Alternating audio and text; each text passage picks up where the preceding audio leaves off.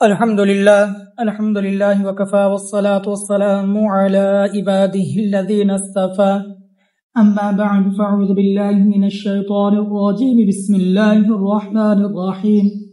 أن عائشة رضي الله تعالى عنها أن رسول الله صلى الله عليه وسلم قال إذا كثرت ذنوب العبد ولم يكن له من العمل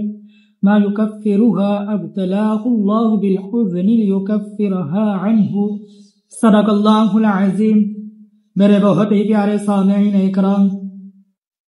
امی عائشہ امہات المؤمنین، امام الانبیاء تاجدار مدینہ فخر دو عالم صلی اللہ علیہ وسلم کا ارشاد نقل فرماتی ہیں کہ میرے اور آپ کے پیارے آقا مدنی کریم صلی اللہ علیہ وسلم نے ارشاد فرمایا، جب بندے کے گناہ بہت ہو جائیں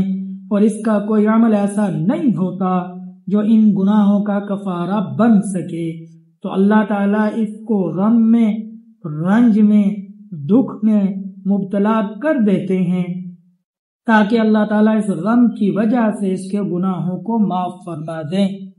اب سامعین محترم دیکھیے گا، میرے آقا مدنی کریم صلی اللہ علیہ وسلم نے کیا خوب ارشاد فرمایا، کتنا پیارا آپ کا ارشاد ہے، کتنی پیاری آپ کی حدیث ہے۔ کیا فرمایا؟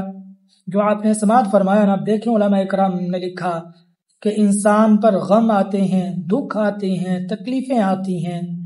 طرح طرح کی پریشانیاں آتی ہیں، کاروبار کا ختم ہو جانا، کاروبار کا بند ہو جانا، اسباب کا بند ہو جانا، جو اسباب انسان نے اختیار کیے تھے، یہ سب معاملات انسان کے ساتھ ہوتے ہیں۔ یہ ہوتے کیوں ہیں؟ فرمایا بڑے بڑے عمل، نماز، روزہ، زکوٰۃ، حج، عمرے کرنے، بڑے بڑے صدقات دینے، خیرات کرنے، فرمایا بڑے بڑے نیک عملوں سے، نماز وغیرہ سے آپ کے گناہ معاف ہوتے ہیں۔ لیکن بعض گناہ تو وہ ہیں نا جو آپ کے بڑے بڑے نیک اعمال جو علماء کرام نے لکھا کہ نہیں معاف کروا سکتے۔ تو اسی طرح اللہ جب یہ غم، رنج، دکھ، تکلیف بھیجتے ہیں